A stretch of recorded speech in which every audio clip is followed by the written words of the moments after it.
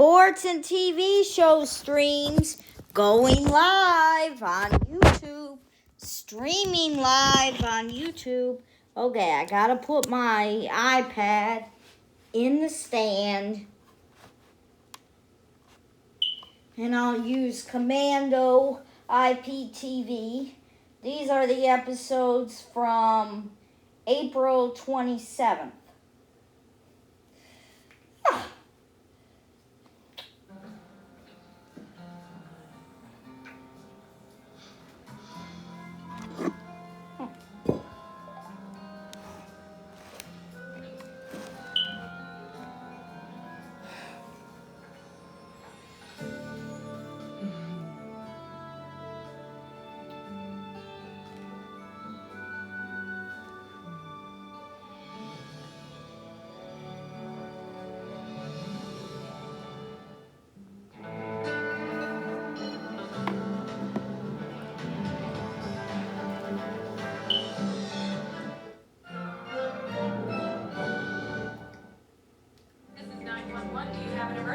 Today on Rescue 911, in search of new heights, a rambunctious 5-year-old boy Code 4, child. is pinned under a 1,000-pound toolbox. Everybody come. We got first responders, got a police officer coming, and the ambulance. Plus, I felt completely helpless. sometimes there's nothing you can do. Wait. Follow an injured hiker's perilous journey out of the woods. I've never seen anybody's leg look like that. On the next Rescue 911.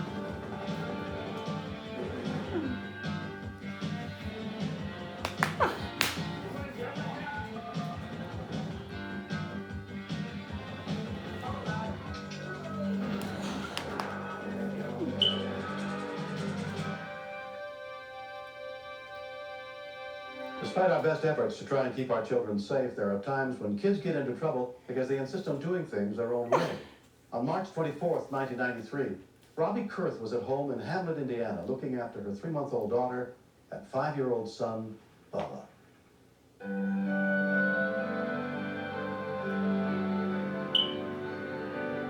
Okay, we'll see you later. Okay. Bye-bye. See you later. Come back I and was see us. very friendly. All right. Bye-bye. Bubba, you come back in the house now. Please gotta wave to everybody.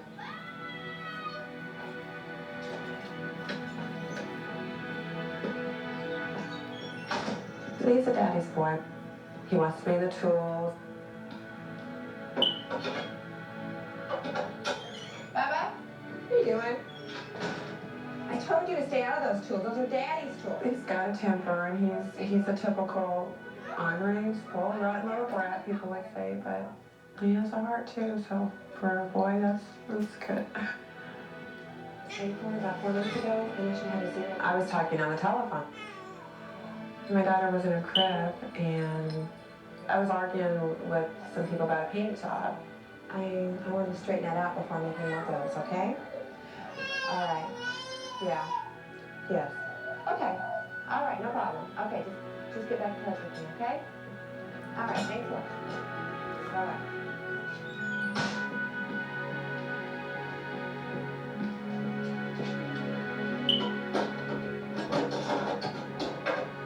Yeah, hi, Susie. What you doing?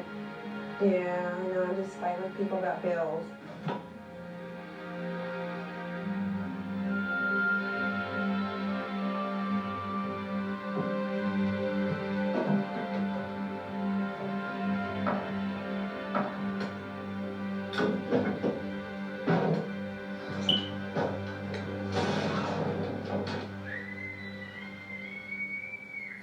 When we continue.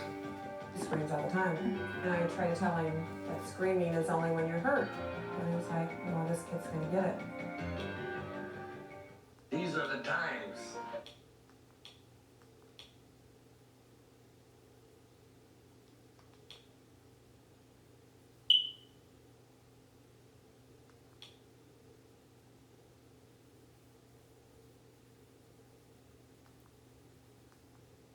TalkAboutTD.com to sign up to receive a personalized doctor discussion.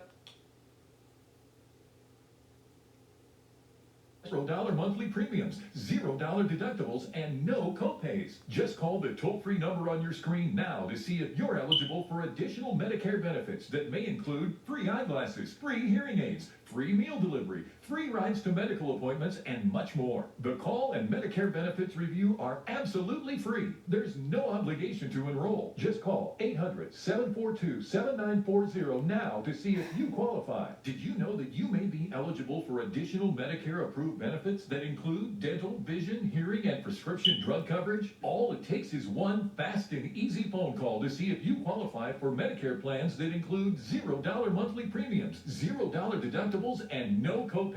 The Medicare Benefits Hotline is now open. Just call the toll-free number on your screen now to see if you qualify for additional Medicare approved benefits and make sure you're getting all the benefits you deserve. Just call 800-742-7940 now. Additional benefits may include free eyeglasses, free hearing aids, free meal delivery, free rides to medical appointments, and much more. Don't miss out on all of these additional Medicare benefits. There's no obligation to enroll. The call and Medicare benefits review are absolutely free. Just call 800-742-7940. That's 800-742-7940. In these trying times, have your finances been impacted? If your credit card debt is out of control? If you're in over your head in monthly payments? There's a secret the credit card companies don't.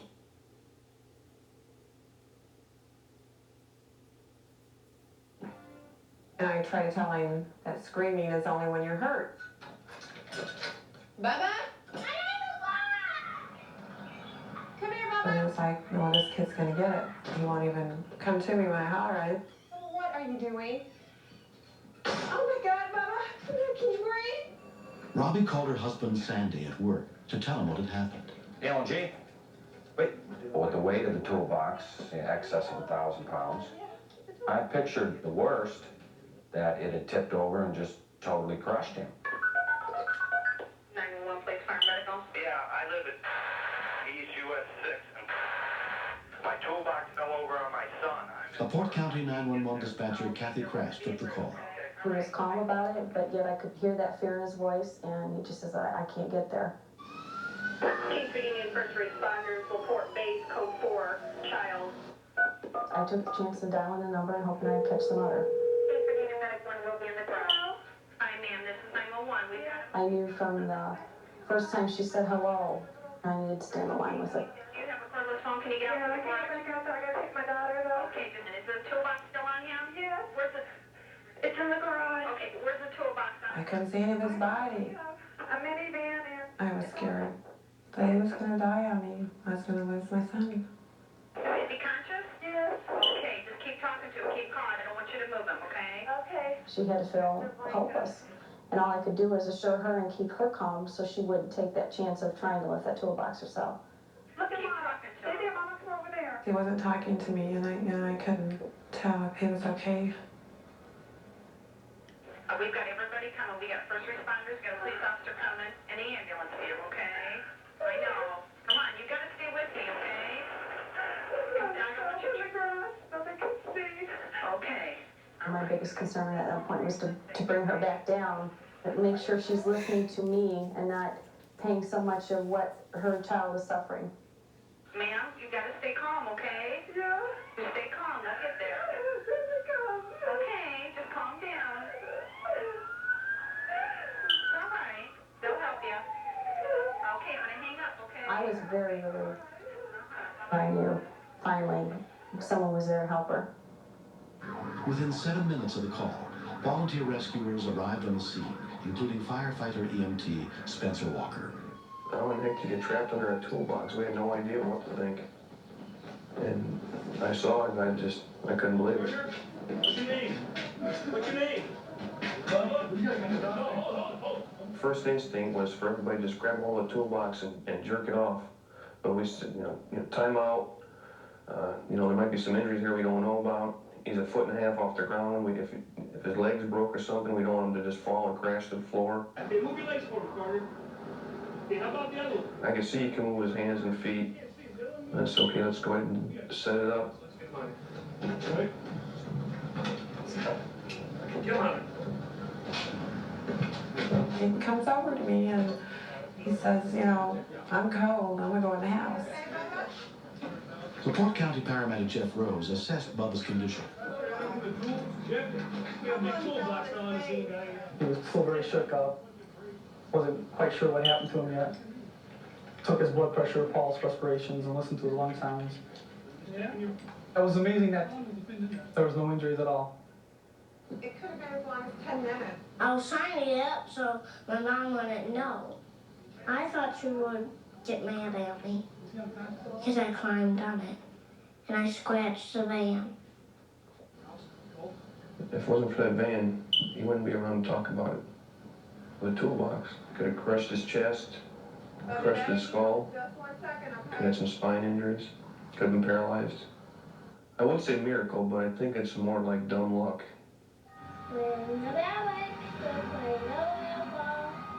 I didn't think they were going to get through in time. And the toolbox would stay on me forever. I think of all the things that he's going to do in his life and we're going to do together. And the thought of not having that, yeah, it's devastating. The same day as the accident, the Kurths took Bubba to their family physician. Even the doctor said, I've seen other cases of, you know, heavy toolboxes falling on people and stuff, and, you know, I don't want to go in details with your son being here, but he is very lucky. As for a lesson, I bolted the toolbox to the wall. Now I realize that there's a lot more dangers in your garage than you think.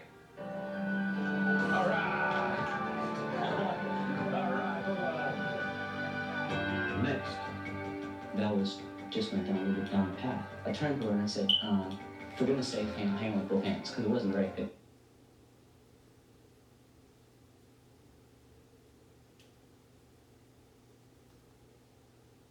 You know, the day I opened that resolution letter up from the IRS, and I read it,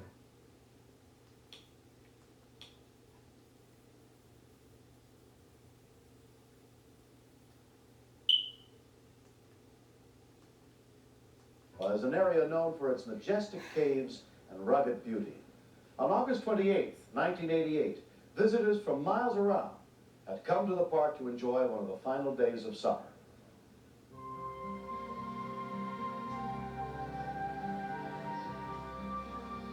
We had a choice between going to the caves and going horseback riding, and we just decided to go to the caves and look around. 24-year-old Val Spetich and her 21-year-old boyfriend Kevin Polson hiked about a mile from the parking lot through a network of interconnecting caves that wound through the state park.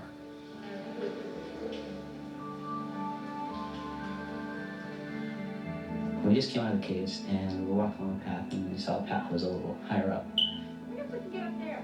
To get a better view of the park, we just kind of climbed a little ways. The two of us were just laughing and joking and just having a marvelous time. Oh, halfway. Hiking on a trail below were Debbie and Bob Leager. We noticed a couple walking up along the ledge. I said to Debbie, that looks pretty dangerous up there. Up there about 40 feet, it looked like. Go up here. All right, go. Val just went down a little bit down the path. And I turned to her and I said, for goodness sake, hang on with both hands, because it wasn't a very big path. Yeah, a pretty nice view from up there, and I just turned around and looked at the view.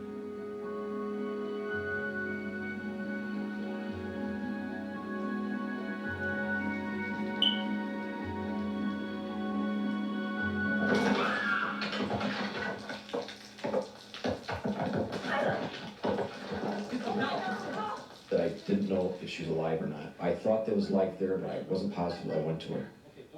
Keep your hands down. Keep your head. Keep your head. I told him to run for help in the other direction because he wasn't doing me any good because he was in such shock himself. What's your name? Her leg was bent somewhere in the lower part of the thigh, straight back. There was tissue and bones sticking out. The blood had started to pump out. So this time of year we had to apply direct pressure to it so we could get it to stop. I just ran, and I'm not even exactly sure how my sense of direction got straight, but all of a sudden I was running, and then I was at the entrance. girlfriend really hurt. She fell a long ways. We called it in. The call for help went into Jackson County Public Hospital at 2:10 p.m. Come to the C263, 1033. An ambulance crew was immediately dispatched to the scene.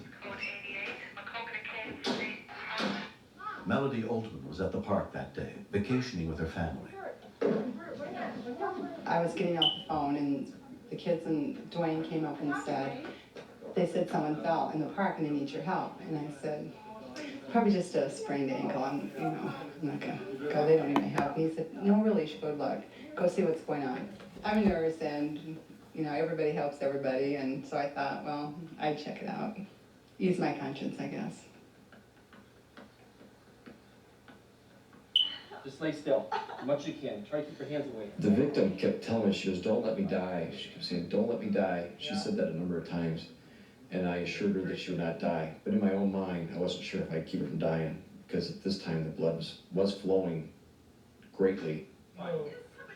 Yeah, they're on their way. They call 911. She fell off that cliff up there. I felt right away it was real serious. She was bleeding even with the direct pressure, and there was little else we can do. We were concerned about her dying. Okay. All right. Okay, here comes the first aid kit. Okay.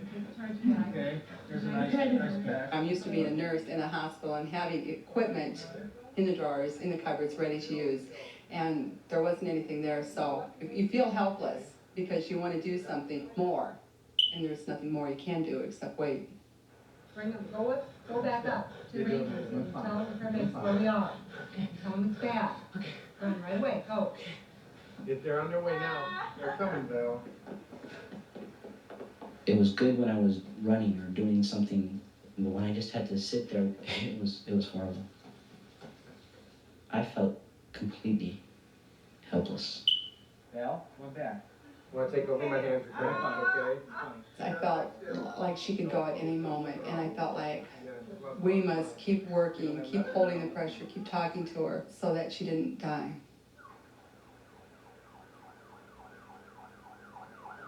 The ambulance arrived at the park within 6 minutes. Kevin was waiting to lead paramedic Jamie Slowhall and her partner EMT Audrey Winiger to the scene.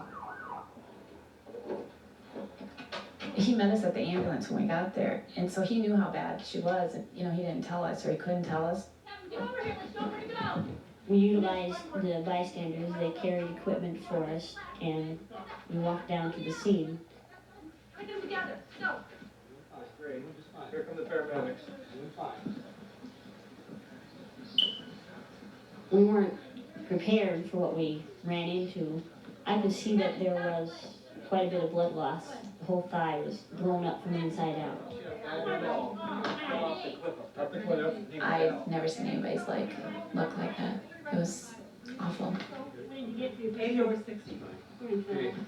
We all felt a real urgency in getting Val into a hospital where we could get the bleeding stopped and get her fluid replaced.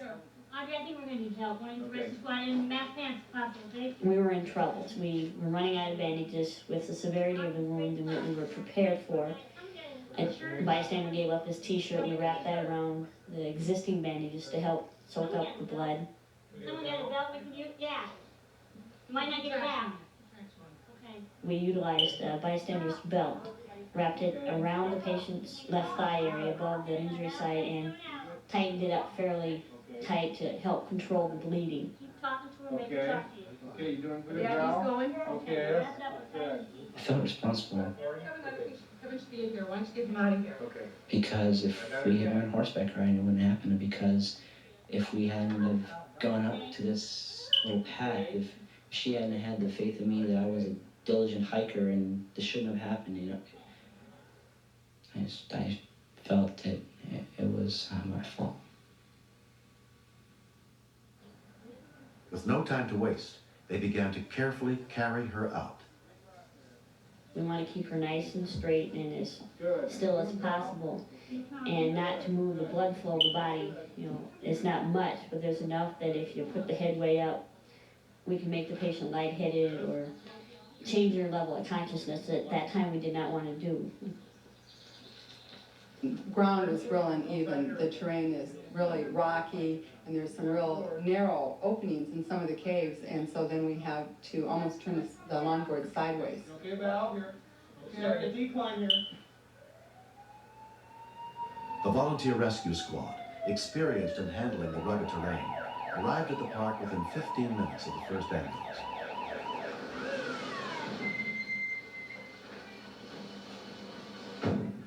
Down the trail about 150 yards, right down this way. Okay. All right, I got her. Get her back here. I was glad we had bystanders to help carry her out, because Jamie and I don't think we could have done it ourselves. Where are the steps in? They're really narrow. Really narrow. Wait till we get turned around. Okay, let's take our time now. Let's take it easy. We met the rescue squad when we were almost to the steep stairs. And at that point, the rescue squad basically took over with extricating Val out from the stairs up.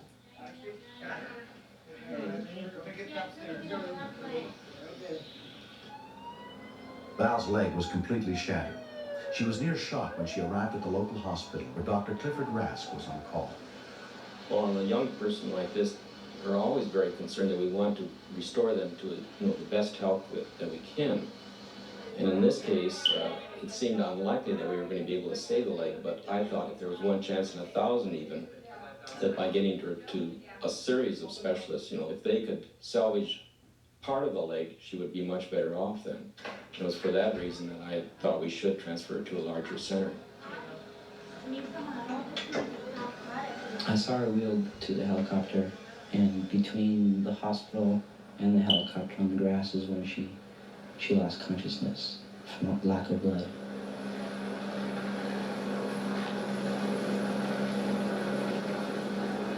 Val was airlifted to the University of Iowa Hospital, where doctors fought to save her life.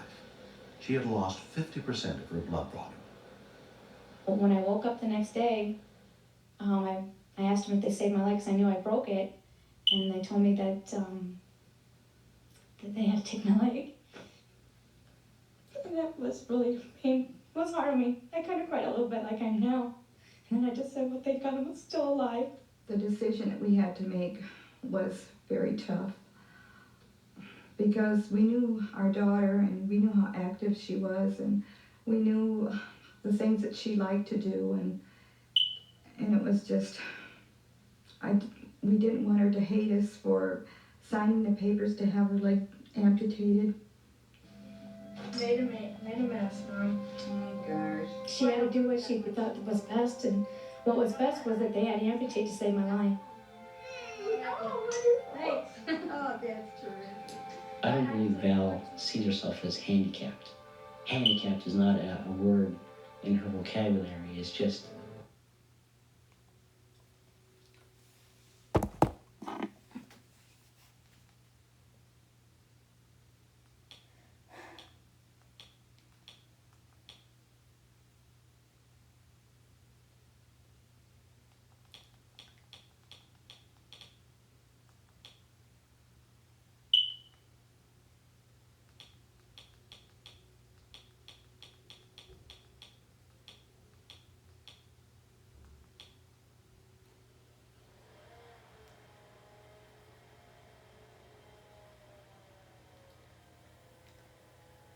Amputation is definitely not going to get me down. I'm still going to be a doctor.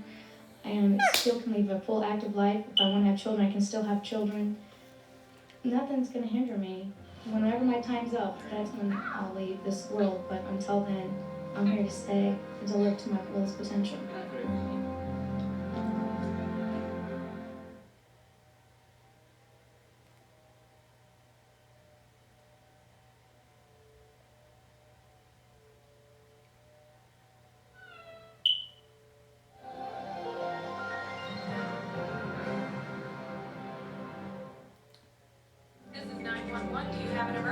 Today on Rescue 911, a break-in goes bad.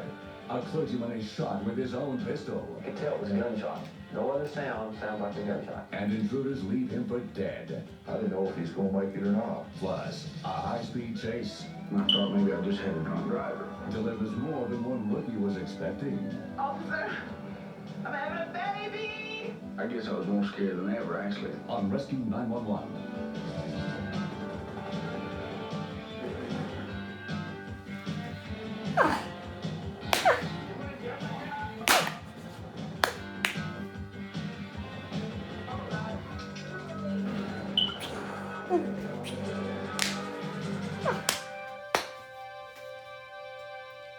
Three times a week, Pastor Dale Osmond visited nursing homes and hospitals in and around Somerset, Kentucky, spending time with ailing members of his congregation. Those who live in this rural community found comfort and reassurance in his kindness. But as he headed for home on January 21st, 1992, he never once imagined that he would be the one reaching out for help.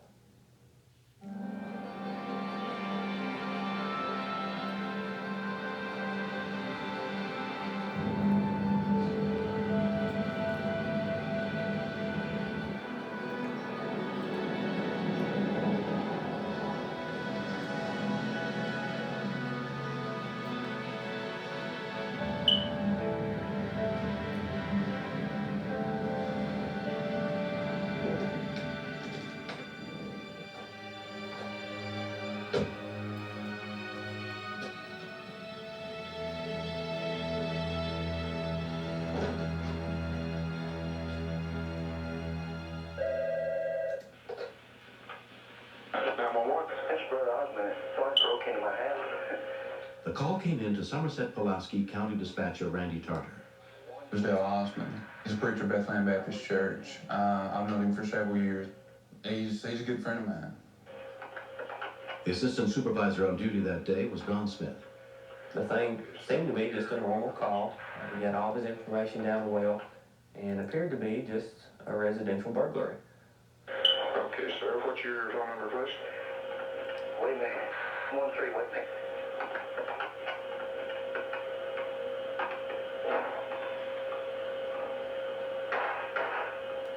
And I could tell it was gunshots. No other sound sounds like a gunshot.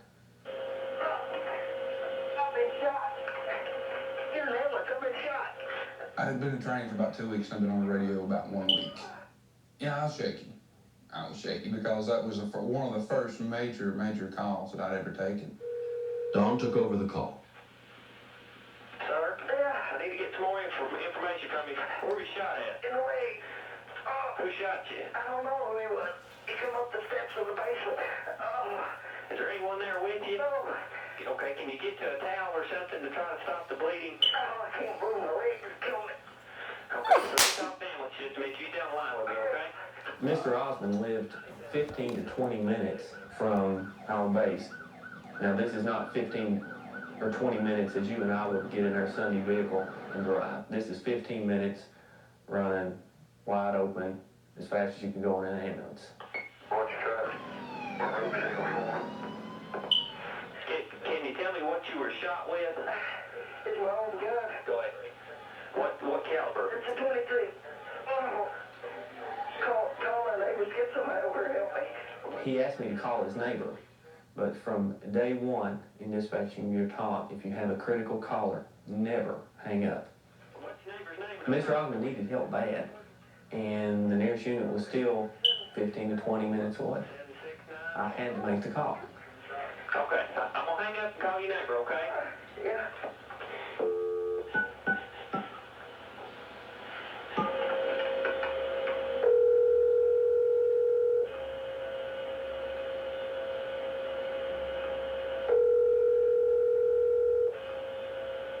I never made connection with his neighbor. When I tried to call Mr. Osmond back, the line was busy. The scariest moment was when I couldn't make contact with Mr. Osmond. I called and called, and it was busy. By the third call, getting a busy signal, I was beginning to get pretty panicked myself. 97, your scene is unsecure. Your scene is unsecure.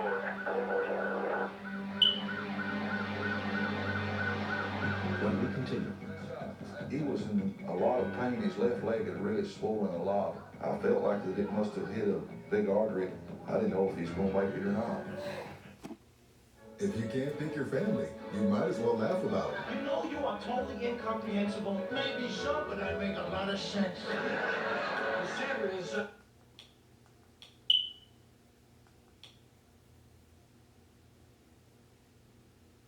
What do you like most about Consumer Cellular? Definitely, it's a great value. The coverage has been terrific. The great customer service.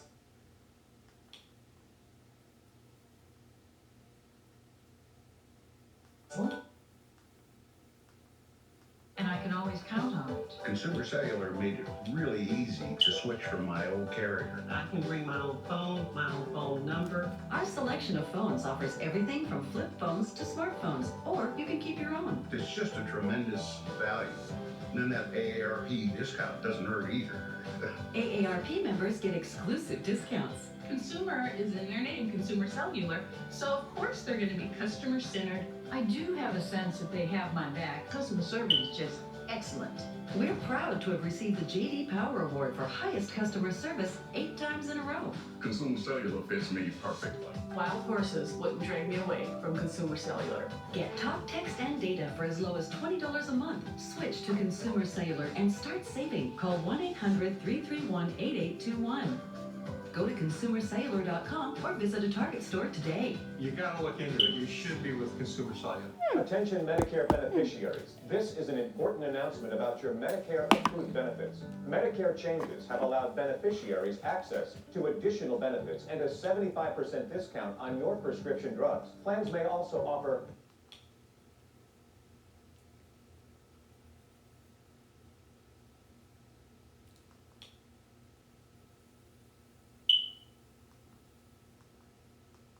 on Get TV.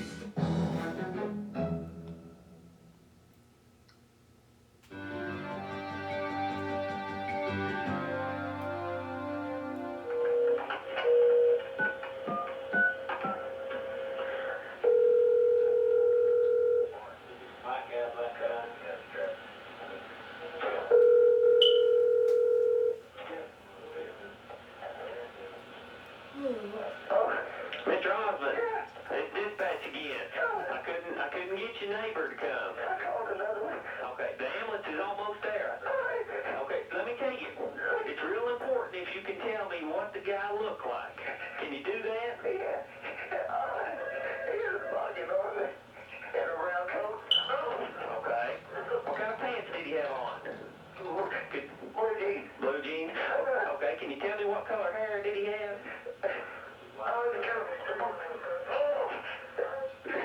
Light brown. Light brown, okay. Was he a white person or a black person? Only a white. Okay. Let me tell officers that, okay? He sounded like you'd hear in a horror picture of a ghost just reeling and screaming. A lot of times the screams were so loud through the phone that I would have to hold the phone away from my ear.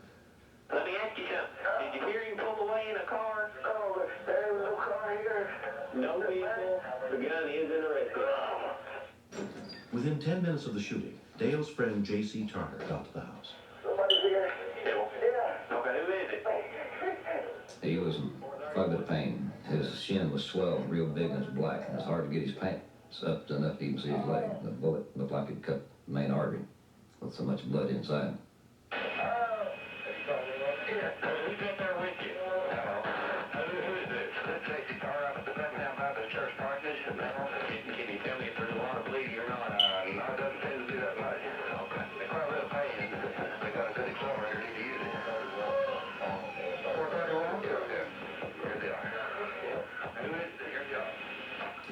Sheriff's Deputy William Ryan assessed the victim as soon as he got to the scene.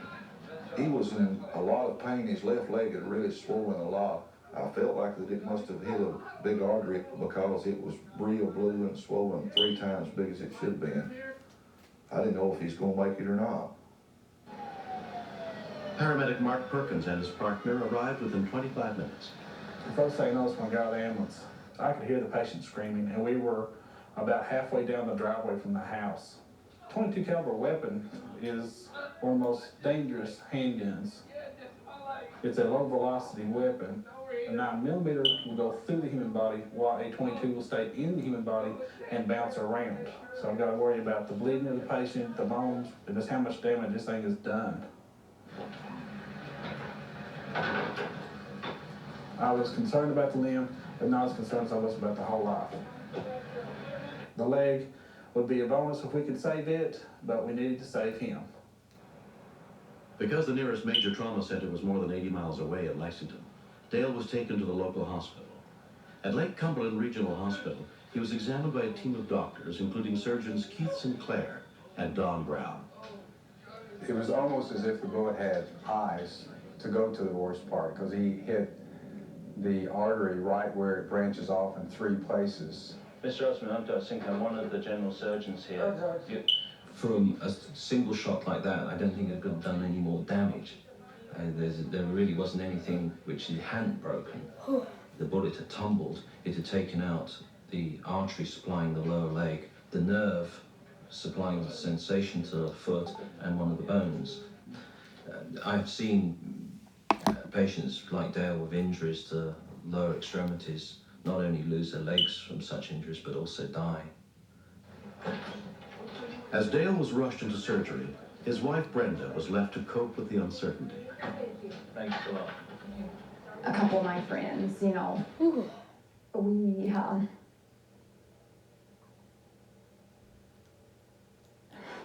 at that point, we gathered together and had a word prayer, you know, in private. And after that, I felt better. I felt like regardless of what, regardless if Dale's leg did have to go below the knee or whatever, you know, that we could make it and be fine. His life was what was important.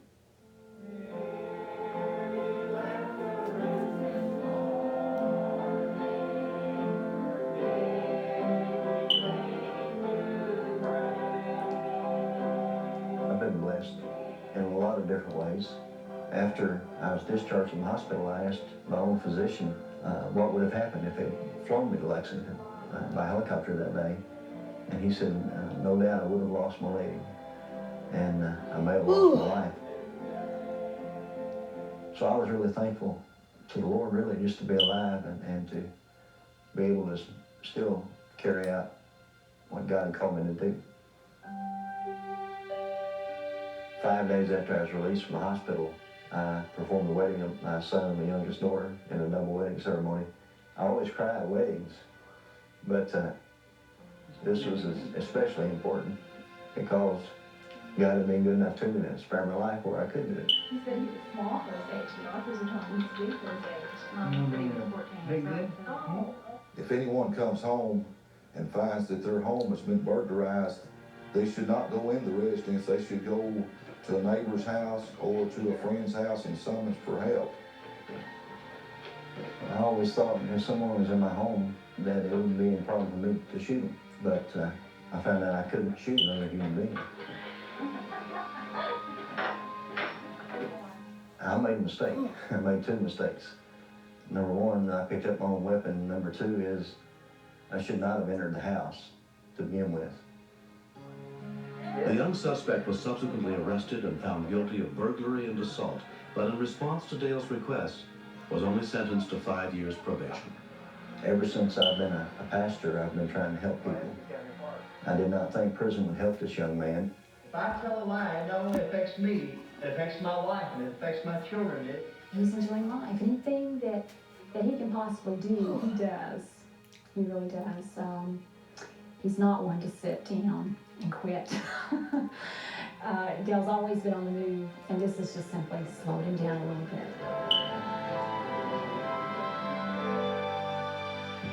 Next, with each step I took, I got a little more scared.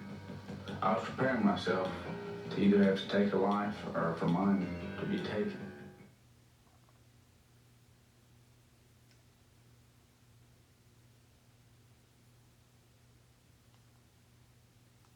I was on routine patrol when I observed a van coming down the road driving erratically at a high rate of speed. I fell in behind the van, turned on the blue lights, and tried to initiate a stop. that point, I thought maybe I just had a drunk driver. Usually when you fall in behind a intoxicated driver, they try to straighten up, not try to show that they've been drinking. The van did not slow down at all. They seemed to react to me turning on the blue lights, and rather than trying to straighten up, they were trying to get away. As though it wanted to get away at any cost.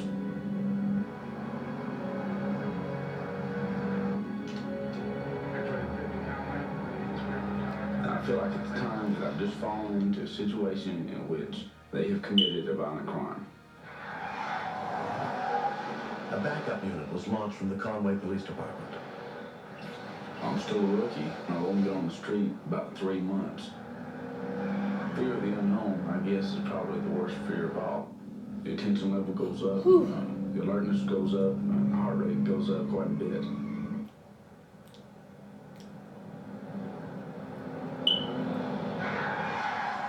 All of a sudden, the van comes to an abrupt stop.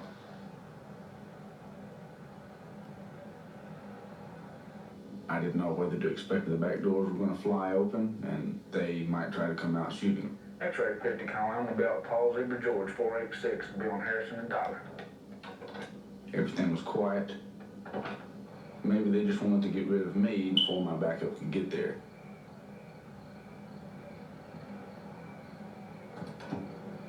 Stay in the vehicle! Stay in the vehicle! At this point, I hear moans coming from inside the van, and the first thing that goes through my mind is a hostage situation. With each step I took, I got a little more scared. I was preparing myself to either have to take a life or for mine to be taken.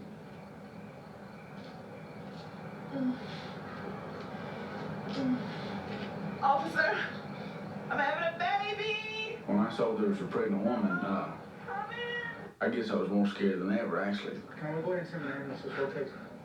She's trying to apologize to me for the way she's driving, which is totally unnecessary. All I want to know is how long I've got. Do we have time to make it to the hospital? He's coming! Okay. Try and relax, ambulance is on the way, okay? When I see the baby's head, I start to step up into the van. The only place for me to get is on the steering wheel, so I position my butt on the steering wheel of the van to catch the baby when it comes out. Okay, go ahead and push for me, okay? Starting to come. We spend a lot of time in training on what to do in a violent situation, very little on what to do in a situation like this. I've got his head now. I was doing all I could to keep from going into shock at that point. All right. Okay, it's coming out, okay? Just keep on pushing. After I got a hold of the baby's head, I started to calm down a little bit and begin to think, now the baby's head is out, what am I going to do if something goes wrong? Are you okay? Okay, we're going to be just fine. Ambulance is on the way right now, okay? The original backup officer, Sergeant Chip Stokes, arrived, who happened to be an EMT. Because I had the training and experience in it, I went ahead and we traded places, and then I've continued to deliver. Take a deep breath for me.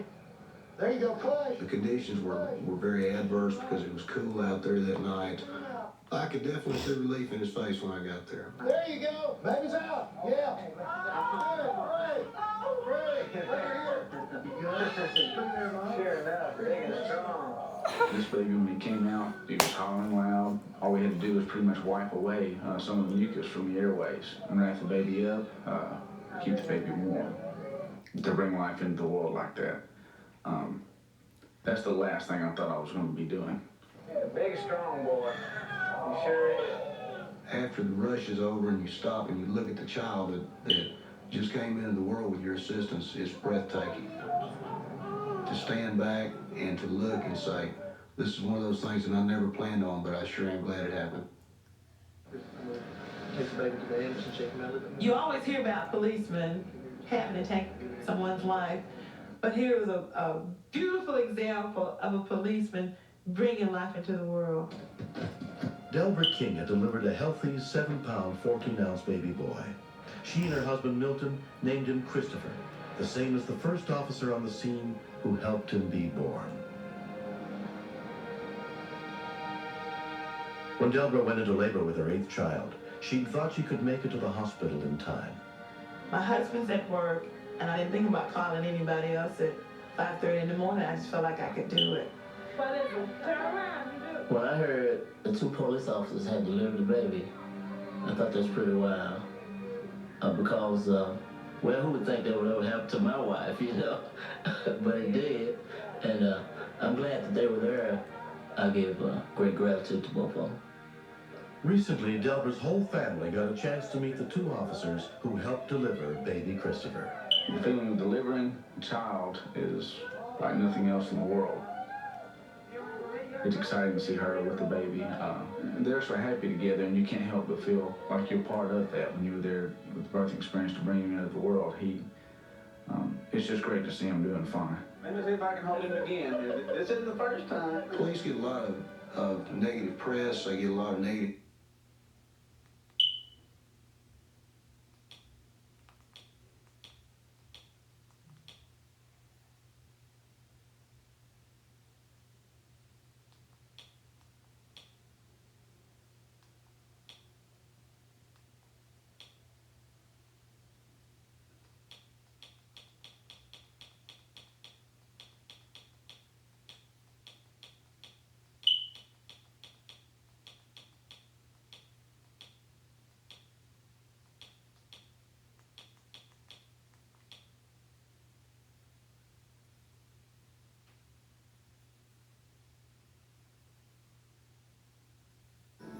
They're all yours, Principal Renshaw. Thank you.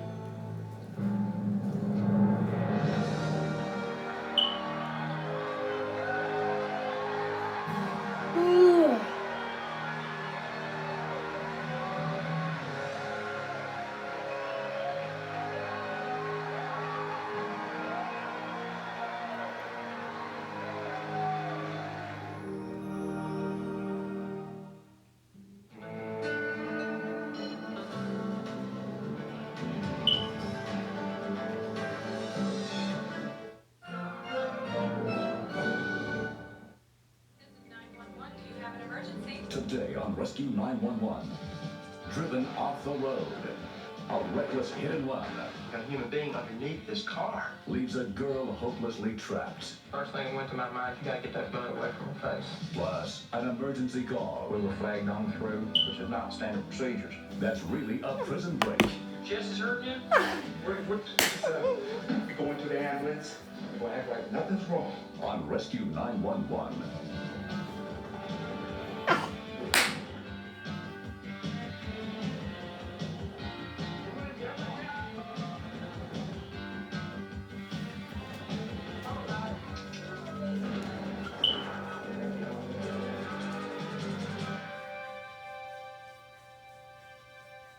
In an emergency, the only thing more precious than time is the life that's slipping away.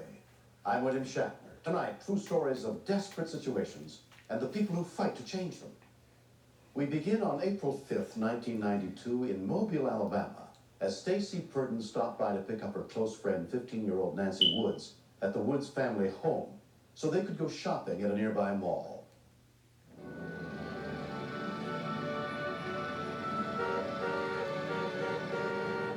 Stacy came up, and Nancy and Stacy, and they wanted to go riding. And they was laughing and cutting up, like they usually do. They always have a good time together. Nancy came in this world, she was ready. She took on the world full of gusto. This kid, a 1 in a million child.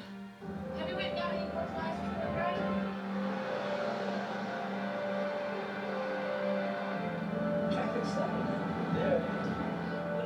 Brent and Kathy Gallagher were driving south on Interstate 65, 100 yards behind Stacy's car. On this particular Sunday afternoon, there's cars, but it was not like bumper to bumper. I wonder what the lots of gold were. I have no idea. I looked in my rearview mirror. I got Captain Scout behind us. Look at this guy. He's driving like an idiot. There was a red car coming up at a high rate of speed, driving very recklessly. Almost slow down. Okay. This is a young boy's hot rod car joyriding. Brent said it's nuts like that to get people killed. See, now I don't know why that fool back there wants to cut in like that.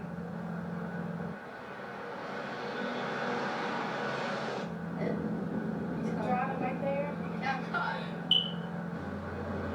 He started coming in my lane, so I just automatically got in the emergency lane.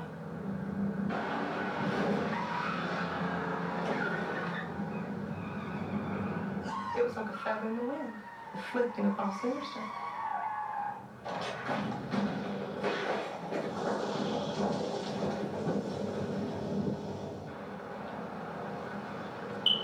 I slammed on brakes, pulled over, and my thoughts were, whoever was in that car could not be alive. And then my second thought was, what's he gonna see when he gets down into the car? Let me continue. The goriest thoughts were going through my mind because I just saw a car do the most incredible thing I've ever seen in my life. Meet Joy, the love doctor. It's Anders. I need to see you again.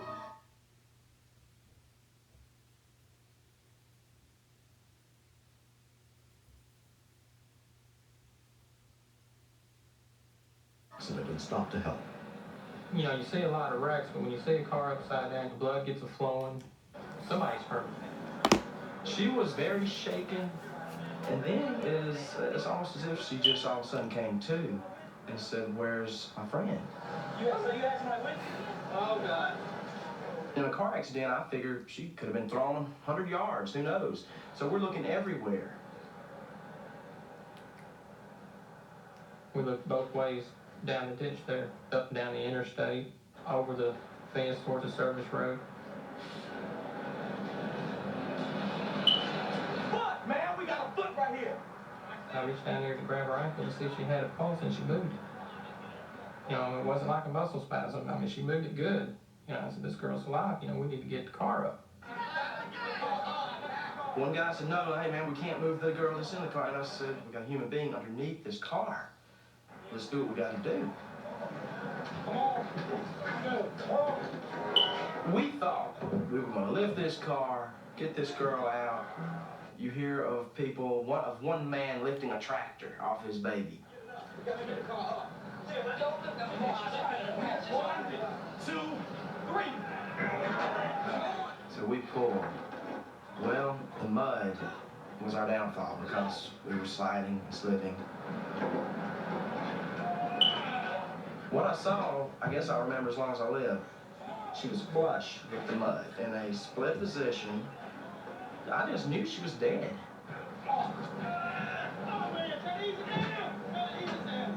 Another guy on the other end said, we can't hold it. To me, it was like we let her down. Is she going to give up now, or is she going to hold on? I just moved down, I felt her shoulder, and her hand was there by her shoulder. I checked her pulse, and it was real weak. And I thought, don't give up now. You're too close to give up now. And at that time, you could hear the sirens knock coming. Within minutes of the call, units from the Mobile Fire Department arrived, led by Captain Roy Wallace. I noticed a man squatting, holding her arm, and he looked up at me and said, "I just lost her pulse 1 minute ago." There was no time for no fancy equipment. We had to get down and lift the vehicle the old-fashioned way. Lisa Bishop was the first paramedic on the scene. Those guys walked up there and picked up that car like it was their sister or their mother laying there. They drug her out and there was no life whatsoever. So they were digging mud out of her mouth, out of her nose. And I thought her backbone had been snapped in half because she was like a wet noodle. My shoulder, I knew it hurt and I knew something was wrong with it, but I was worried about her. I said, "Please tell me she's not gonna die, you know." And the woman said, "We just don't know." Paramedics radioed ahead to Spring Hill Memorial Hospital, less than a quarter-mile away, and spoke with emergency physician Larry Ennis. Any pulses? I got a faint radio. We really thought we were working with someone who was dead, but the fact there was a pulse there just turned us on. She began to move around a little bit, and very quickly her pupils became reactive. These were all very good signs. One of my standard questions when people come to the emergency room is, were you wearing a seatbelt? I already know the answer. People that wear seatbelts don't come to the emergency room. Come back, Bill. Come on. We got a little blood pressure back. Her neck was okay. Her chest x-ray looked okay. Didn't find any signs of other major injuries, so this apparently was almost a pure suffocation, a pure drowning. The mud probably protected her from any major crush injuries in the vehicle itself, but it also kept her from breathing. She's still unconscious, she's comatose, but at least we got some vital signs back on her.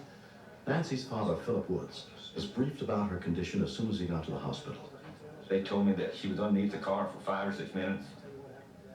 That even if she recovers, we don't know what kind of condition her mind's in, because you only can live so long without oxygen, or damage to your brain and all that kind of stuff. She may not be nothing. 11 years and all. 11. As soon as she heard about the accident, Nancy's mother, Johnny, went to be with her. You can't allow yourself the luxury of going nuts. I remember the nurse telling me, talk louder, really talk to her. That's the most critical thing right now, is getting her to respond. The doctors were honest. She may be there for a month, might be years. May never come out of it. Surgery, all right, and we can be with her. Anybody that believed in God, whether they were religious or not, was holding hands and praying. Monday morning, 10 o'clock, it was just like somebody turned her back on. She does, don't she? I didn't see her until about 3 days later. Really expected her to still be on a respirator and comatose. And the nurses told me she's been moved out to a room. That surprised me itself. And I went out to the room, knocked on the door, and I found 3 kids bouncing around the bed laughing, and I had to ask which one was the patient. Now you can wear that. Although Nancy suffered no broken bones, her short-term memory has been affected. Everybody wants to know what happened, and I just can say what I've heard. Kind of makes me feel stupid sometimes. I don't remember. You come to the wrong place for some good class, girl. That's what he's saying. Nancy's best friend, Stacy Purton, who was driving that day, broke her collarbone. Nancy's changed. She has mood swings now. But we'll always be friends. And just like if I ever needed her, I could call her at any time and she'd be there for me. And if she knows I'd be there for her anytime. The driver of the car that hit them subsequently pleaded guilty to leaving the scene of an accident and was sentenced to 6 months probation. When I get in the car, any car, especially mine, I won't get in without putting on a seatbelt. Because, if I would have had it on, it wouldn't have never happened. If one person had not done what they've done, I wouldn't have a daughter. I don't know what I would do without her. You listen to the news and you listen to everything. The United States people don't care for nobody. And all of a sudden, those people that you didn't think would do it, that don't care about nobody but themselves, are getting out of the car, getting down in the mud, digging, pushing, and saving your kid. That's a big thing.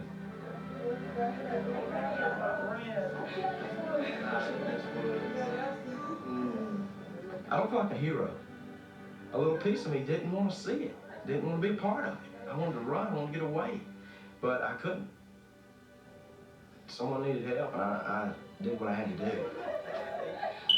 I just really appreciate it. Yes, sir. You never know. I'm just glad we're meeting under these circumstances. It really is great. She died a couple times is what we understood. You don't want to kiss your daughter or your children goodbye in the morning, then get a call that you won't see them again. I just feel that one day I know I'll need someone, or someone I love will need someone, and I just hope someone, whether they know them or not, will help. And I was trying to stay in front of her so she couldn't see her, because she didn't. She didn't know why she'd be here. Please don't cry. She is my little Nancy Mac. Her smiles and everything. And any other problems we got, I can live with it. People think that's a small thing to ask for, is a smile. But if you've seen her in that mud, it's enough. I appreciate it. I really do. Next. Corley was a murderer. He didn't have anything to lose, and I knew he didn't have anything to lose. You want to die?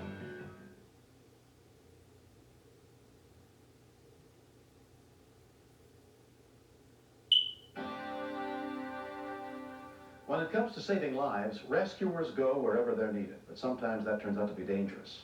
In Nashville, Tennessee, paramedic Maurice Tidwell and his partner James Pollard thought they were prepared for any emergency until April 13th, 1988.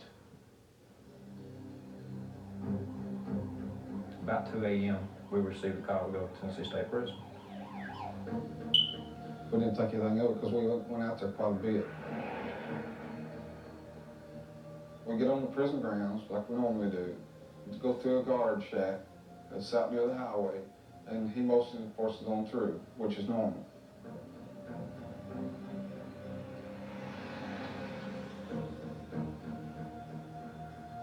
We proceeded to checkpoint 1. That's the point where we go and pick up a guard to go inside the walls of the compound because we have to be escorted inside there. Normally we have to wait to get a guard there, anywhere from 5, 10, 15 minutes, depending on what the problem is. That particular night, there was one standing in the parking lot waiting on us.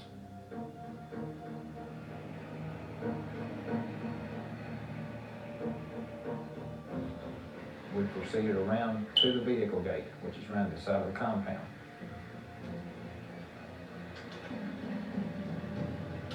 The guard got out of the ambulance, put his weapon in a bucket, and it was raised into the tower. They don't take their weapons inside the walls with them. At that point, the ambulance goes into what they call a vehicle trap. There's 2 gates. They open one, you pull in, they shut it, then you're in between the 2 lock gates where they do a search of the ambulance. That particular night, we came up to the vehicle gate. Both gates were open. We were flagged on through. The ambulance was not stopped in the trap. It wasn't searched. Everyone was in such a hurry, it gave you the impression that one of the guards was hurt or sick real bad.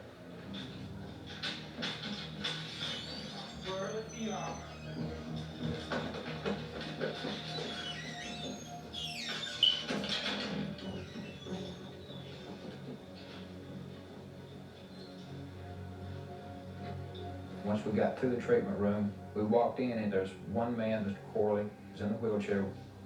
Beside him is the nurse that's in the infirmary. I gave the first ambulance attendant vital signs that was unreal. He looked at me because he realized, hey, this man shouldn't be living with this kind of bogus information. So your chest is hurting you? Is it up? Get up. We go into the ambulance. We're gonna act like nothing's wrong. And if you blow it, everybody's gonna die. I'll kill everybody in here. Get the stretcher over here now. The uncertainty of what the next action was going to be led everyone to be on edge. Down now. Don't touch me, man. Don't touch me. During a previous escape attempt, Corley had been shot and paralyzed when he killed a hostage. Step over here, Bone. When the gun's stuck to your head, you know that there's a crazy man that's holding it. You don't know if you're going to live the next minute. You don't know if you're going to see daylight. Better keep it cool. Just walk in the blood. All right. You take these. The second inmate, Mr. Driver, said that he was going well. And if any questions were asked of why he was going out, that we were to tell him that he was going to help load the patient. Both prisoners were convicted murderers, serving life sentences in the maximum security prison. We passed one guard on the way, which did not question why we had 2 inmates and the nurse going out with us, which is not standard procedures. We only transport 1 person at a time, and prison personnel, the only one that goes with us is a guard. We never take medical personnel with us.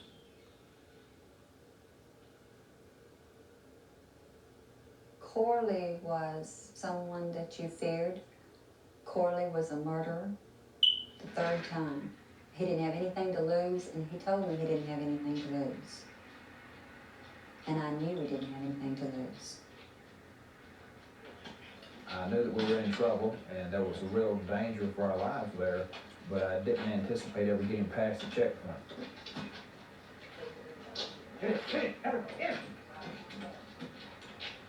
My partner was directed to get up front and drive.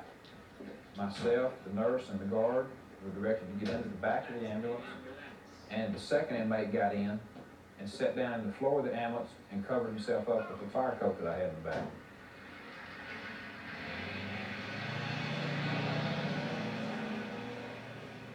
We headed back to the vehicle entrapment area.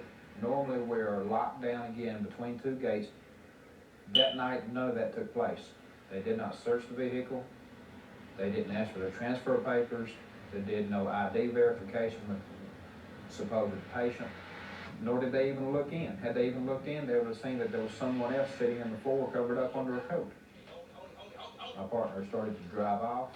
Mr. Corley hollered at him to stop and do everything just like you always do. The guard got out of the back, went over to the tower area where the guard in the tower lowered his weapon in the bucket. When he got in, he handed it to Corley, and Corley turned around and gave it to driver, which gave both of them the weapon.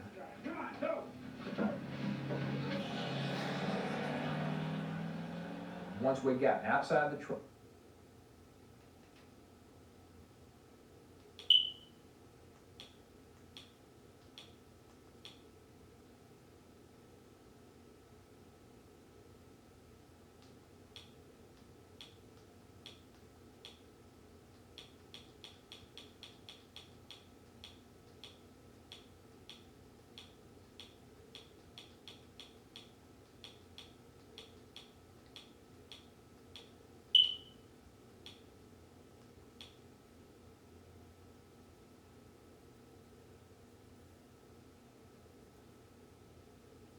thing they had to do to keep from going back. Think about slowing down, you understand?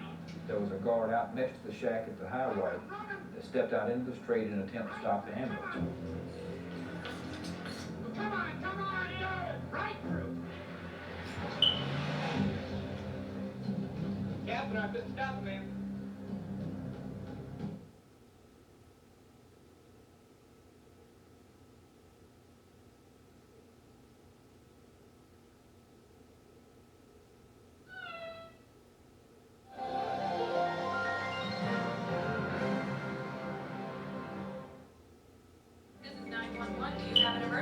Today on Rescue 911, a prison break.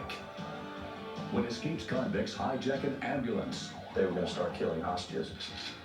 Negotiators and SWAT teams battle to save them. We don't want to get anybody hurt. Plus, She told me she was calling you from her tree. rescuers go out on a limb to save a mother and son.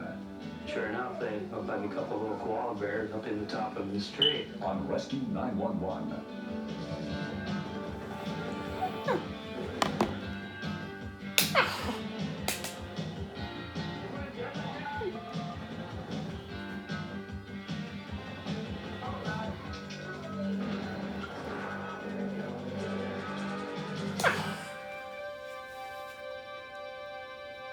It had been only a few minutes since two convicted murderers hijacked an ambulance and escaped from prison with a paramedic, an EMT, a nurse, and a guard held hostage. The police had no idea where they were heading. Attention all cars, we've got a report ambulance number 19 has been hijacked from the main prison. Two prison escapees have taken 4 hostages. These subjects are armed and dangerous. I was sitting on the side of the interstate.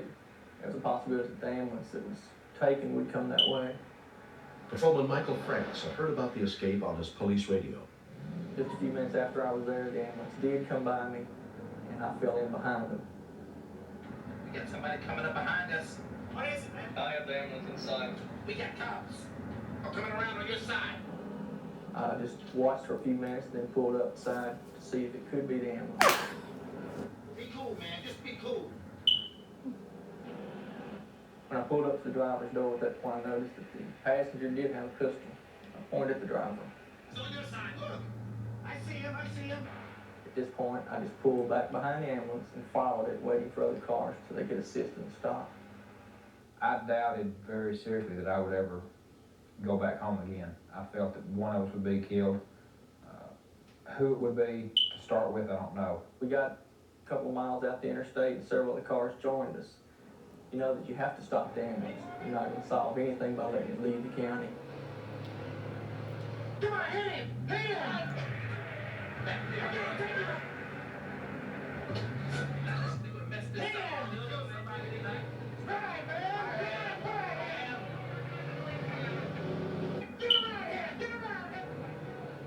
As I went in front of them, the car that was right behind me pulled up the side on the driver's side. And we had 2 patrol cars in the rear. We boxed them in at that point. Things became so chaotic in the back that I felt they were going to kill us. The inmates were waving their weapons around, threatening to shoot people. We started easing them over to the right side of the road. We just brought him to a slow stop by just slowing our cars down gradually.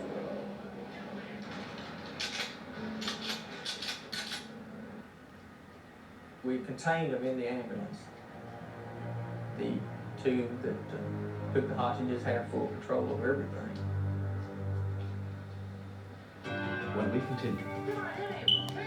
He had mid-position between him and the window, so that if any bullet should come through that window, it would hit me and not him.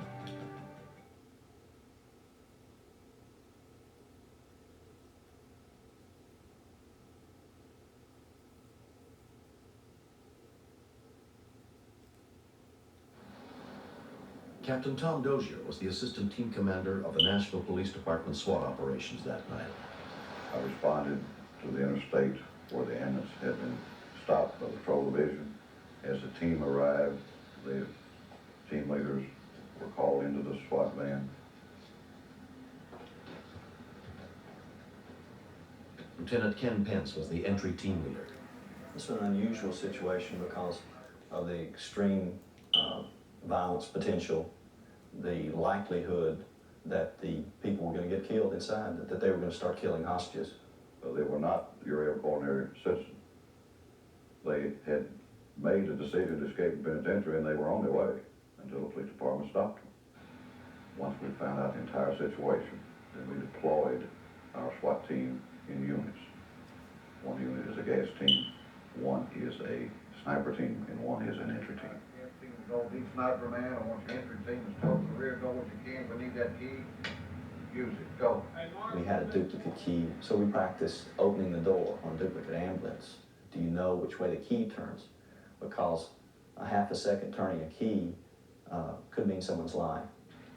The reason we could not use gas or didn't even think about it was that the tanks of oxygen inside. We shoot gas, it sets something on fire, you blow up and kill everybody in the ambulance. This was a tricky situation because the snipers had to worry about not having any of the hostages in line with the line of fire. The standoff had already been going on for half an hour, and hostage negotiator Sergeant Nancy Fielder arrived on the scene. We work as a team because we consult each other. We call it a think tank. We use one primary negotiator. I played that part in this particular call, but it's a team effort. We don't move the police car, get out of the way of going on. We've had it surrounded. Nobody's hurt at this time? Negotiators are in charge of the situation. Okay, ask you to pick up the mic and talk to me for a minute, please. Hit the back, the cars up and move away from us. You're not going to kill the mic. We don't want to get anybody hurt. That, we want to resolve this situation. And the best thing they can do is to come out now and, everything's going to be okay. Nobody's going to be hurt. They said that everybody in here is going to die or we're going to move. Because they'll kill everybody in here and then turn the gun on themselves. If they don't let us go down the road, and then they'll let us out. Ask him to pick up the mic and talk to me for a minute, please. Hurry up, I don't get this. My name's Nancy. What's yours? Hey. I know what y'all doing. This is the last time my boys took over your door. You don't start blowing them cars up your way. I'm going to start throwing people out. That's the last word right there. And y'all do what you want to do with it. There's a lot of pressure because if you say the wrong thing, it might make the situation more volatile. I was worried about hearing a gunshot several times when I keep the mic to talk to them. Please don't hurt anybody. Just talk to me for a minute. Hey, look here. And if you're going to try to tell me what you want, I'm telling you what I want. Now, there better be action. Order number one is on its way out. Don't do anything yet. Give me a minute. We're trying to get somebody to go up to the car now to move it back. Please don't do anything right yet. Corley didn't want anything except for the police to let him go. That was all he was asking, is just let me go. And that was something that was non-negotiable. We could not let him leave the scene. We don't want anybody hurt. They're making the situation worse by not letting everybody go. If they will let everybody go, we will move these cars, they can take the vehicle, and they can go. And then they'll let one person go. Remove those cars. Okay, tell him that we need for him to let the person go so we can move the cars. I told him I wanted Tidwell to be let go because he was the one I was communicating with, and he was under the most pressure because the gun was in his head, so it was very important to get him out because he was making the situation inside where the hostages were more hysterical because of his behavior. Nancy, please. Stop begging. I've got a wife and 2 kids at home, and I'd love to see them. How do you respond to a statement like that? There's no way you can respond to that when a hostage feels like they're fixing to be killed and it's going to be your fault.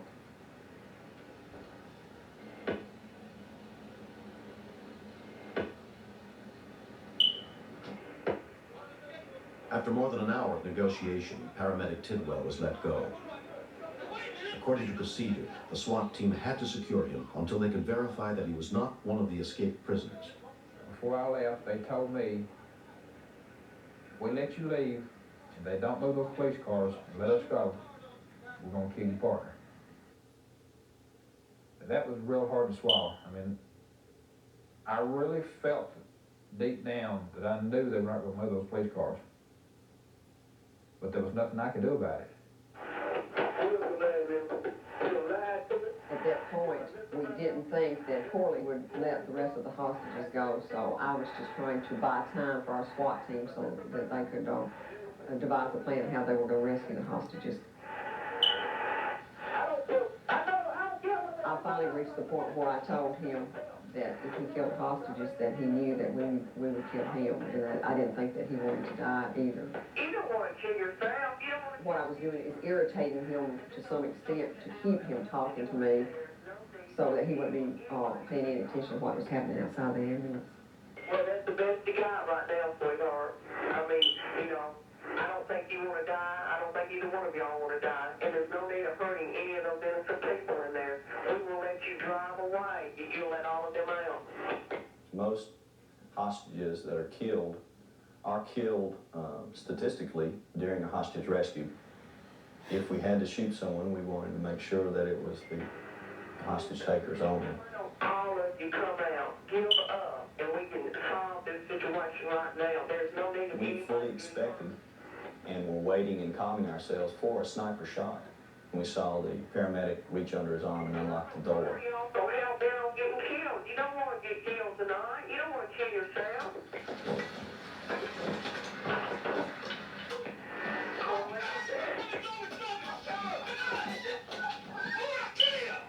When the paramedic jumped out the front, we were forced to initiate the tactical rescue.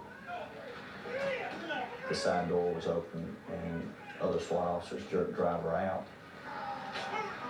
What we say? Sergeant Bishop pulled the nurse out. Then we went in and while Corley was struggling, got him cuffed, and the situation was over. Corley had held Nurse Bone hostage at gunpoint throughout the 4-hour ordeal. Not a shot was fired, and all of the hostages were rescued unharmed. Corley and driver were sent back to prison and given more than 2 life sentences for escape and aggravated kidnapping. A great relief when it worked out as well as it did. Vivian Bone, the nurse, grabbed me and hugged me and thanked me. It's real hard to tell you just the kind of fear that does go through a person. It's real hard to tell you the intensity in which you have to control yourself not to just scream. You have to draw on everything that you've got. Everything that you know that's within you, just to cope with the stress at that time. I think overall that the police department did a very good job on this whole situation. Our negotiating team worked real hard and worked real well together. I think our SWAT team did a tremendous job. It was their expertise that got these hostages out, so most of the credit I have always said goes to them. I believe we came so close to being killed that just to think about it sometimes is nerve-wracking. My most thankful part of it is that I'm alive, my partner's alive, the people that were innocent victims in it are still alive. Next. This is a very bizarre call. I wondered how she got the phone when she told me she was calling me from her tree. Meet Professor Shatner. Pirate Shatner. Smooth Shat.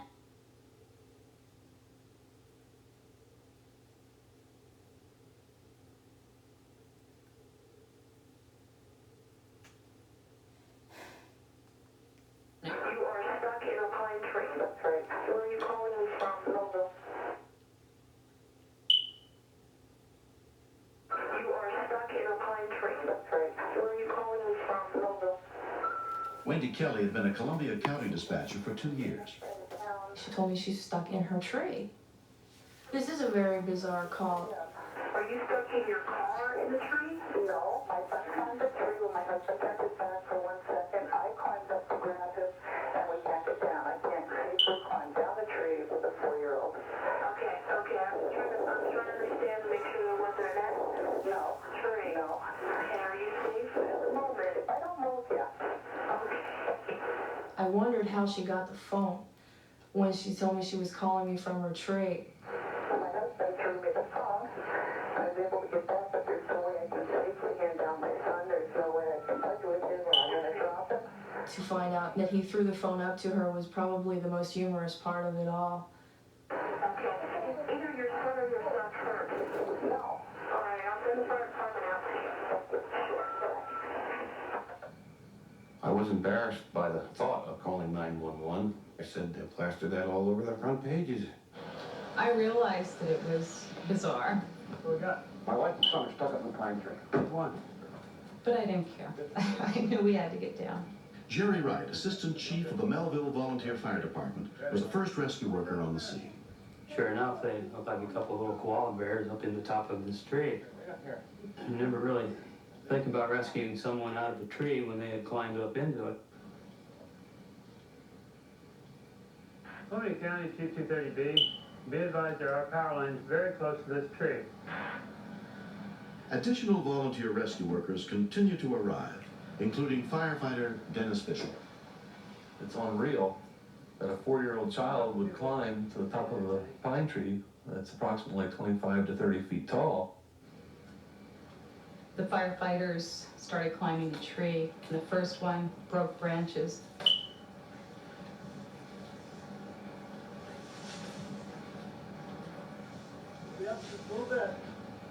I was very, very nervous that with all these people up there, I thought they were all going to start coming down. Just hold on, right there. Hang on, honey. Okay, be there just a little bit. We just did everything very slow, nice and easy, up to them. Just hold on. Hey, don't go, Jackie. We got a fireman helping us, huh? Hi there, bud. How are we doing? When the first firefighter climbed up to us, I was really relieved. Okay, we're done. We didn't use a ladder because there were so many branches in the tree. It would have been virtually impossible to get a ladder into them. Yep, you got it. So we decided to form kind of a human chain and pass the little boy down one person to the next until he was down on the ground. Okay. Ready? Nice and easy.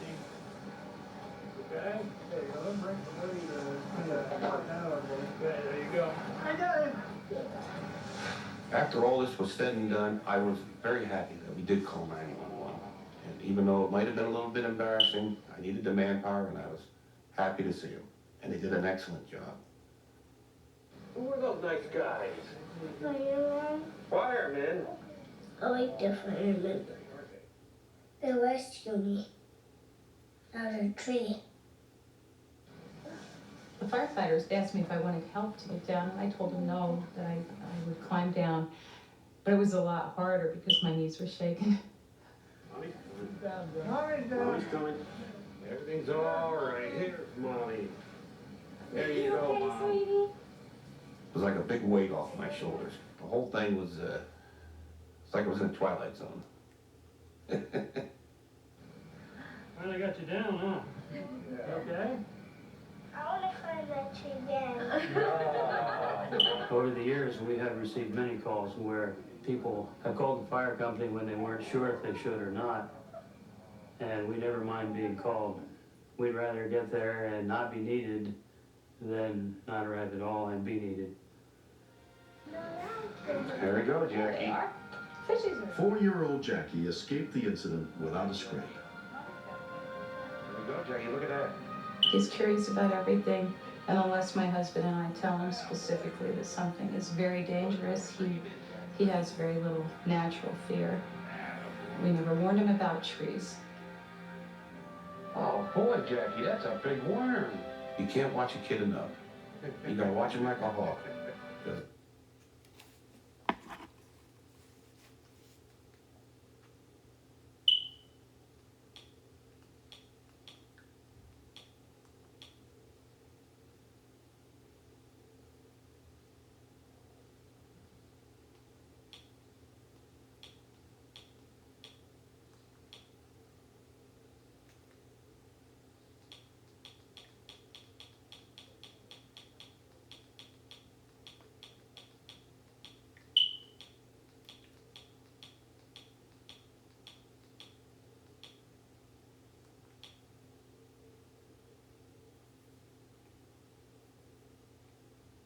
Way to get in trouble. I think he learned his lesson, but I haven't tested him yet. Of course, I do not want to go through this again. Jackie's still the same today. He's probably looking for another tree.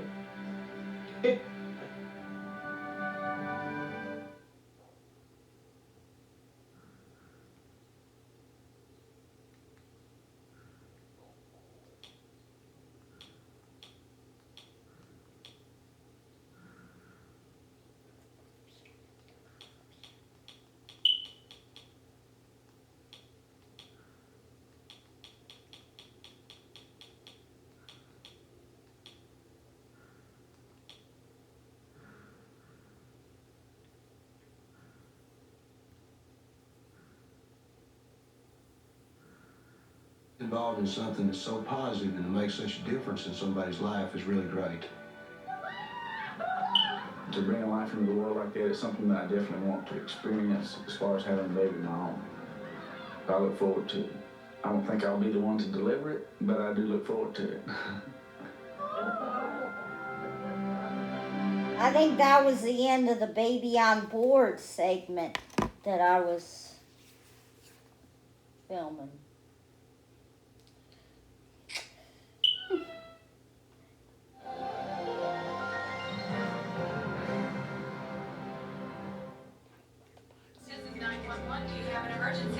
Today on Rescue 911, a daring air-sea rescue. There's a saying in ballooning that it's better for you to be on the ground wishing you're up there than up there wishing you're on the ground. Rescuers rush to catch a renegade balloon over Australian waters.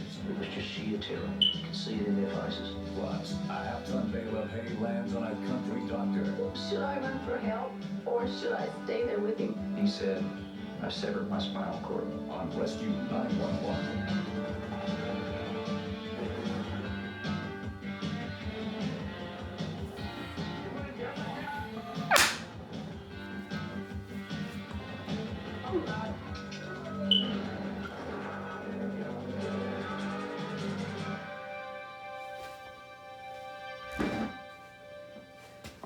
When living out our dreams to the fullest, we may find ourselves unexpectedly in situations that test the limits of survival. I'm William Shatner. Tonight on Rescue 911, true stories of men and women whose bravery and caring inspire us all. We begin on October 2nd, 1990, along the windswept coast of Queensland, Australia, as people gathered for a sunrise hot air balloon ride. Some of the footage in the story was taped as the events unfolded.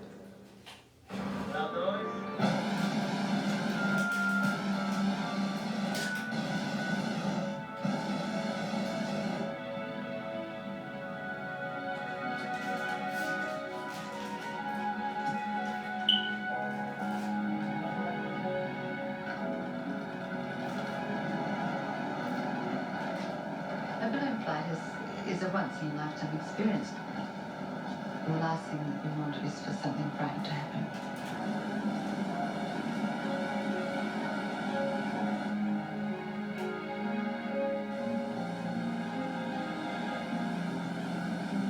It was the first time the two scheduled passengers, Alex Steele and Judith Goodwin, had ever been in a balloon. Alex's wife Sylvia wasn't planning to go because she had a fear of heights. Sure you don't got it? Oh, I'll be up. Roger said that I have taken people up before who have been frightened of heights and they've thoroughly enjoyed it. And I thought, oh, why not? Be daring.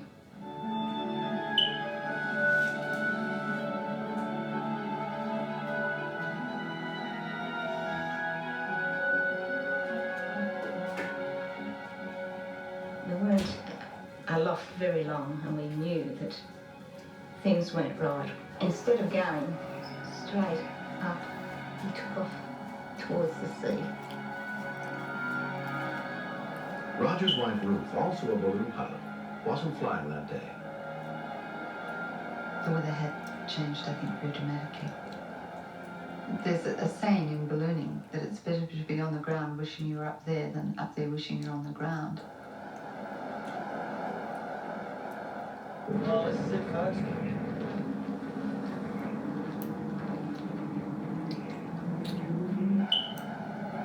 At the Coolangatta Airport, air traffic controller Michael O'Neill received a call from Roger, asking for a boat because they were being blown out over the ocean. The balloon was in a stiff breeze. It can't stop, it just has to track the wind. They had no life preservers, nothing for a marine landing. And it was moving quite quickly out to sea. When we continue. It was hidden from us by storm cells, and you just can't see through them. I was worried at that point that the balloon would be in the water. We may be too late. These are the times. When the last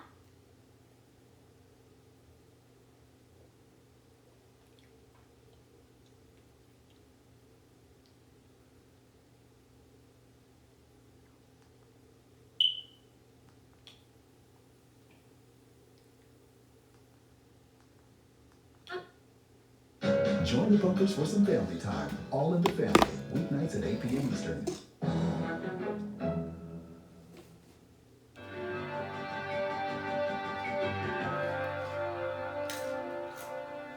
When a hot air balloon carrying 4 passengers was blown out to sea by storm winds, both the local police and the Southport Volunteer Air Sea Rescue Team sent boats to search for the missing balloon.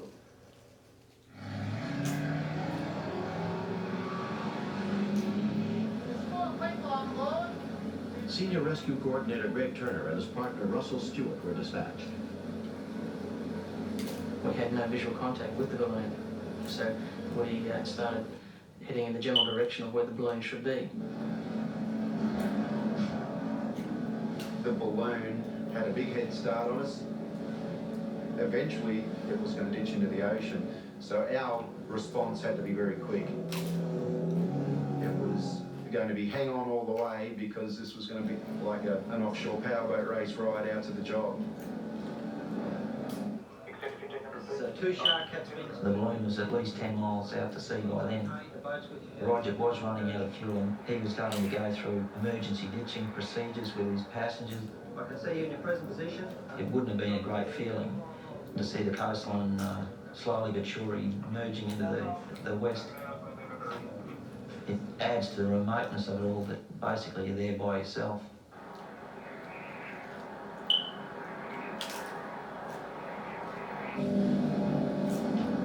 Gold Coast Constable Greg St. Clair was also searching for the balloon. It was hidden from us by storm cells, and you just can't see through them. I was worried at that point that we may be too late, the balloon would be in the water.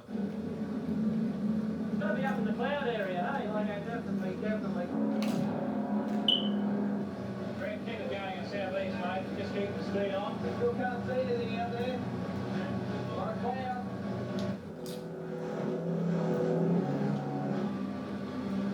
There it is. There was relief in my mind when we first saw the balloon. It was still up. We still had a chance. The balloon had been in the air for more than an hour.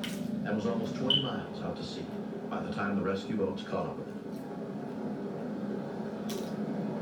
They came down so they could verbally talk to us.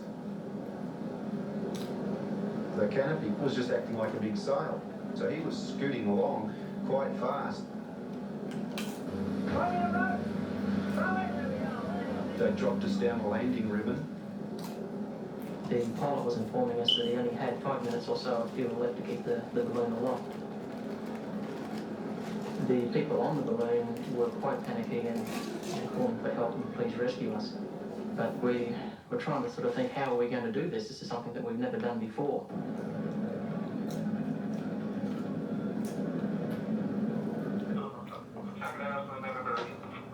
It was obvious from the speed that the balloon was going at that when they struck the water, there was going to be problems. So Roger wanted to attempt basically a crash landing on the back of the boat. We had to maintain the speed of the balloon.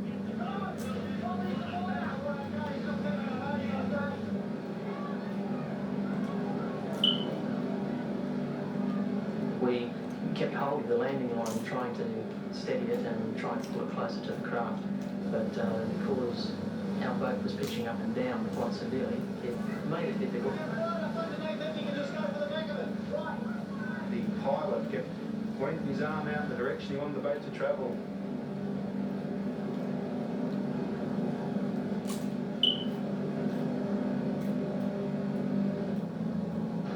He was coming down. It was do or die.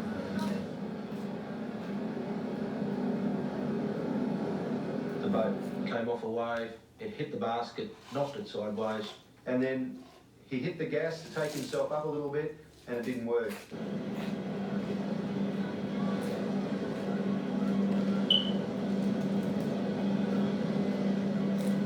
It hit the wave top so hard, everyone fell on each other. It was just sheer terror. You could see it in their faces. The basket scooped up some water and it slowed down its momentum. The basket at that stage was still doing around about 18 knots. The canopy of the balloon was just pulling it through the water, and all these people were trapped. They couldn't get out. The force of the water was way too strong. We thought that we're here to help, and these people are going to drown in front of us. I put the boat in as close as I could. We didn't want to crush the people with our boat. Then this lady pushed herself out of the top and she went under the water.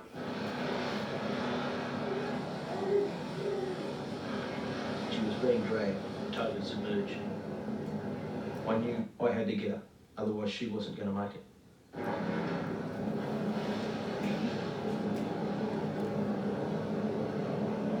I just remember coming to the surface with her, and I was relieved. I had her in my arms. She was safe. Sylvia Steele was pulled into the police boat. I thought, would I see any of them again? If anything happened to my husband, I don't think my life would be worthwhile living. He's everything to me. We've seen good times, we've seen bad times, but we've always stuck together. There were still 3 persons on board. One lady in particular was just staring straight at me and screaming for help. Our biggest fear was the whole show was going to sink with the 3 people right in front of our eyes.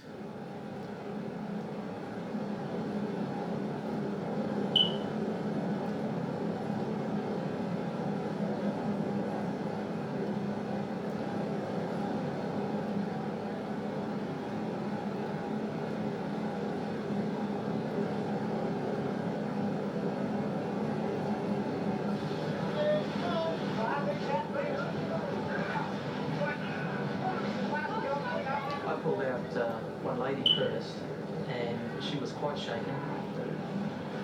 But the boat was lurching from side to side.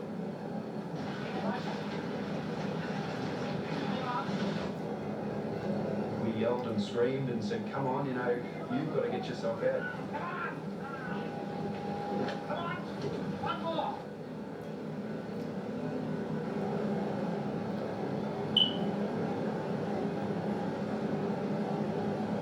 Once we knew that there was nobody else trapped in the basket, we then allowed the balloons to continue on its way.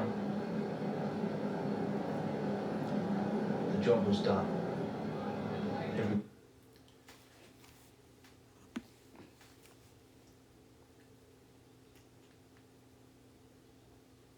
Encounter and to be involved in something.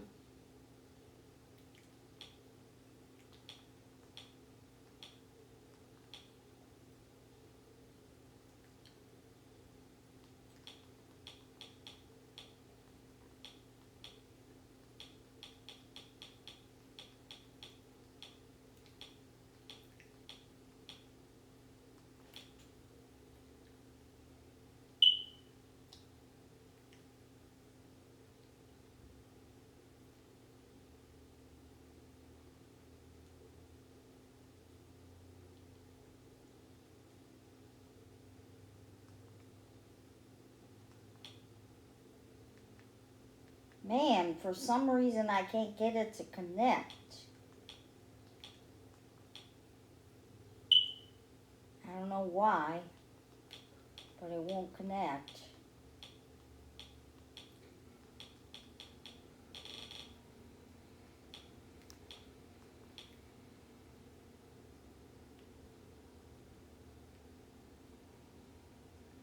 Keeps saying playback error.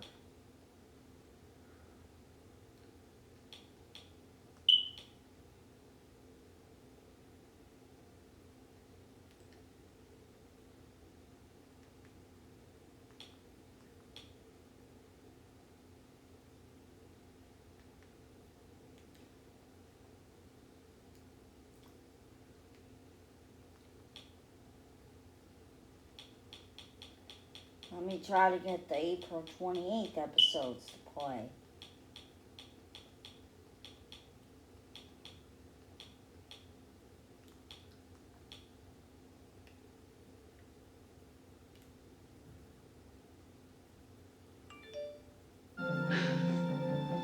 Yep, it plays fine. I don't know why the April 27th won't play.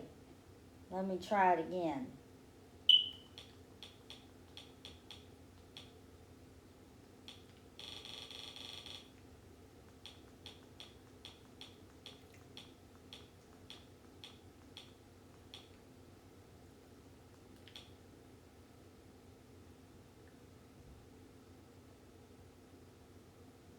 Still saying playback error. I guess I can't get it to go. Maybe it didn't record the episode or something.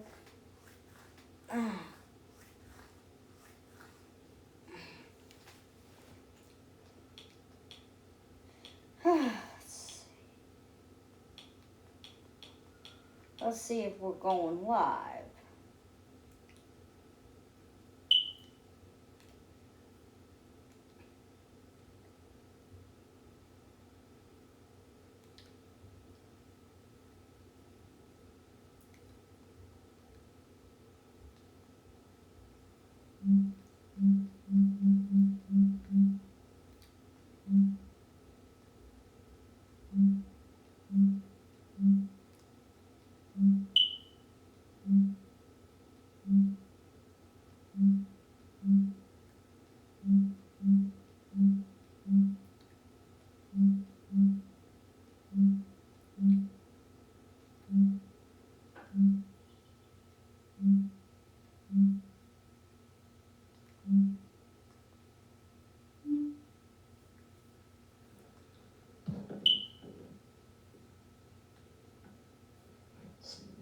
Sports and TV shows.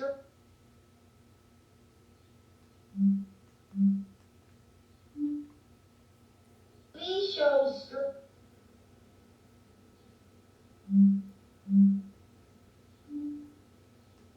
TV shows.